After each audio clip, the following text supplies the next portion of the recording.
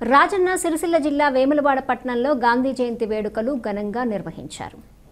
ఈ సందర్భంగా రాష్ట్ర ప్రభుత్వ విప్ ఆది శ్రీనివాస్ గారు మహాత్మా గాంధీ విగ్రహానికి పూలమాల వేసి నివాళులర్పించారు.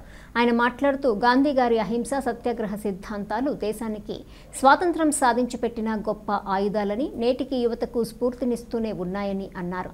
ప్రతి ఒక్కరూ గాంధీ గారి ఆలోచనలు, విలువలను అనుసరించి సమాజ నిర్మాణంలో భాగస్వాములు కావాలని పిలుపునిచ్చారు. వేడుకల్లో ప్రజాప్రతినిధులు, స్థానిక నాయకులు, అధికారులు, వివిధ సంఘాల ప్రతినిధులు పాల్గొన్నారు.